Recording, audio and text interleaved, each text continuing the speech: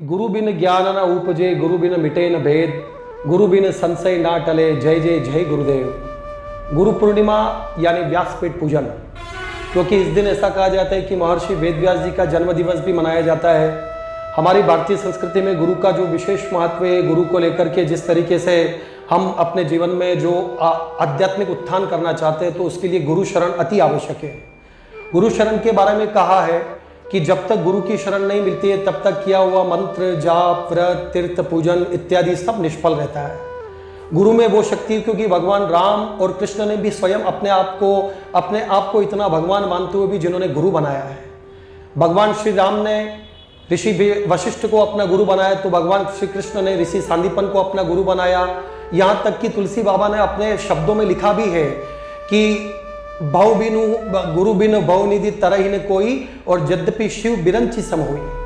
भगवान शिव या ब्रह्मा भी क्यों ना हो, उनको भी गुरु से ही तिरना पड़ेगा, क्योंकि गुरु के बिना जीवन चल सकता नहीं।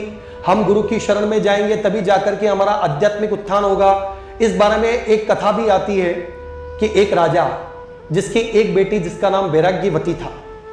वैराग्यवती शुरू से ही बड़ी वैराग्य की बातें करती थी। रात दिन वैराग्य की बातें कर करके राजा को इस बात का बड़ा दुख होने लगा, तो उन्होंने अपनी बेटी के लिए अलग निवास करने तो एक भवन ही अलग बना दिया। वो बेटी रात दिन भजन कीर्तन करती, वैराग्य की बातें करती, कीर्तन करती। एक दिन वो कह रही थी कि आज खिले कल झुक चले, परसों मिल गई धूल। आज खिले कल झुक चले, परसों मिल गई धूल, और देख दशा फूल की, फिर क्यों फिरे फूला फूल। यानी कि उस फूल को देख करके उसने कहा कि ये आने वाला जो समय है इसका भी नष्ट होने वाला है।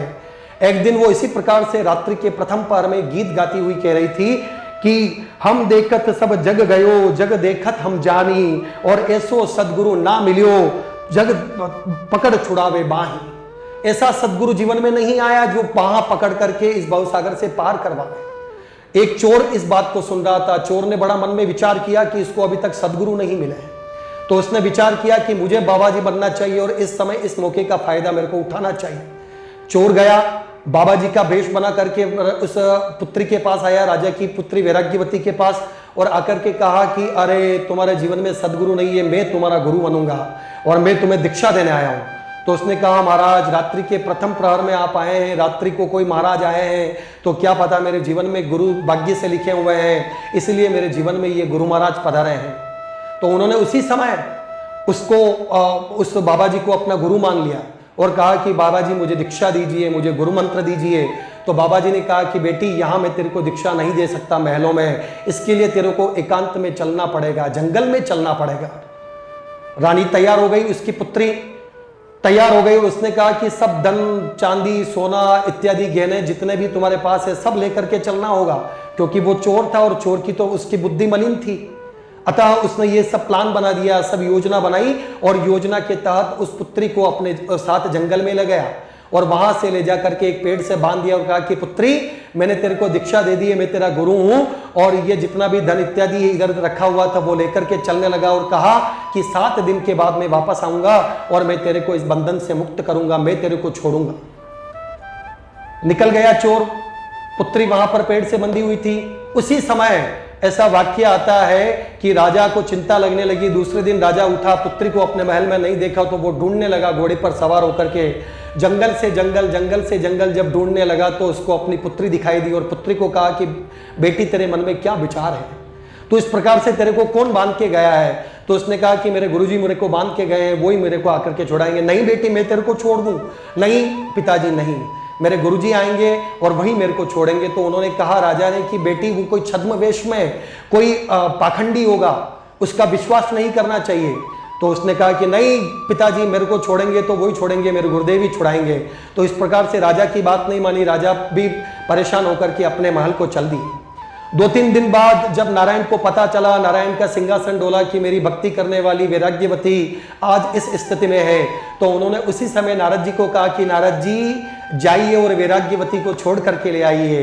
नारद जी उसी समय गए, वैराग्यवती की स्थिति देखी और वैराग्यवती को जाकर के कहा कि बेटी मैं तेरे को छोड़ने आया हूँ, तेरा बंधन मैं खोलूंगा। तो उसने कहा महाराज आप कौन हैं? उसने कहा, नारद जी ने कहा मैं नारद हूँ। अरे आप देव ऋषि नारद है, फिर भी कोई बात नहीं, मैं मेरे गुरुजी से ही इस बंधन से छूटूंगी, मैं आपसे भी नहीं छूट सकती हूँ। उनका पुण्य देखिए, मेरे गुरु कृपा देखिए कि मेरे गुरुजी की इतनी सामर्थ्य है कि आज तीसरे दिन ही देव ऋषि के दर्शन हो गए।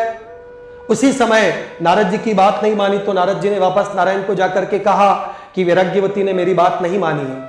तो नारायण स्वयं पधारे रूप चतुर्भुज रूप में भगवान संकट हरण ठाकुर जी, और उन्होंने कहा कि बेटी, यज्ञ जाप तपस्या जितना भी जो होता है वो मेरे दर्शन के लिए ही होता है। तू किस बात की चिंता करती है? मैं तेरे लिए हाजिर हूं। तेने मेरे दर्शन कर लिए, जा तेरे को अनंत कोटि पुण्य मिला और अब मैं तेरे को इस बंधन से मुक्त कर दूंगा।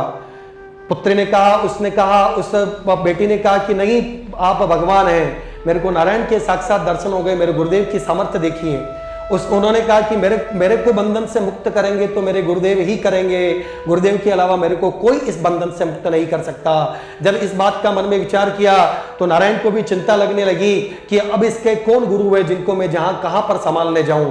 तो उन्होंने उसी समय नारद जी को कहा, नारद जी संभालने गए तो उनको देव योग से सब पता चल गया। उन्होंने उसी समय उस चोर के घर के बाहर जाकर देखा तो वो नकाब लगा रहा था, चोरी करने के लिए तैयार था। उसी समय उन्होंने जाकर के कहा कि अरे चल, तू किसको बांध के आया है? तो उसको बड़ा याद आया। उसने कहा कि चलो, खोलना तो मुझे पड़ेगा, वो 7 दिन से तेरे अलावा किसी से नहीं खुल रही है। जैसे ही जाकर के देखा तो साक्षात नारायण खड़े और उसको बांध रखा, और इधर नारद जी खड़े। जाते ही उसने अपने हाथों से उस बंधन को खोला तो इधर नारायण खड़े थे, इधर देव ऋषि खड़े थे। लेकिन वैराग्यवती ने सबसे पहले प्रणाम किया अपने गुरु को और कहा कि गुरु गोविंद दोनों खड़े, कांके लागू पाए, और बलिहारी गुरु आपरी जो गोविंदियो बताए। आपने मुझे दर्शन करवा दिए गोविंद के। गुरु के समान इस संसार में कोई है नहीं, क्योंकि गुरु पूर्णिमा का पर्व मनाया ही इसलिए जाता है कि गुरुदेव की कृपा जब प्राप्त हो जाती है, श्रद्धावान लप्ते ज्ञानम, जो श्रद्धावान भक्त है वो गुरुदेव की कृपा प्राप्त करेगा, और गुरुदेव की कृपा प्राप्त करके अपने जीवन का अपने आप में कल्याण करेगा। क्योंकि विशेष तौर से किसी ने गुरु पूर्णिमा के लिए कहा है, गुरुदेव के देवी कार्य में जो शिष्य डट जाते हैं और मिलती उनको गुरु कृपा, दुख के पहाड़ हट जाते हैं। ध्यान गुरु का निष्दिन करते, आज दिवस कुछ न्यारा है, और प्यारे तो है सभी देव पर गुरुवर सबसे न्यारा है, गुरुवर सबसे न्यारा है। कृपा करी गुरुदेव ने, कृपा करी गुरुदेव ने हमको, हम पर अपने पास बुलाया है, और देकर दीक्षा हम भक्तों को साधक हमें बनाया है। करना है उत्थान अगर तो गुरु चरण, गुरु में प्रीत बढ़ाता जा, और माया की लिप्सा समेट कर गुरु चरणों में आता जा, गुरु चरणों में आता जा। आप सभी को गुरु पूर्णिमा महोत्सव की खूब खूब बधाई, ढेर सारी शुभकामनाएं। जय गुरुदेव, जय गुरुदेव, जय जय गुरुदेवा, और जन्म जन्म करु चरणन सेवा।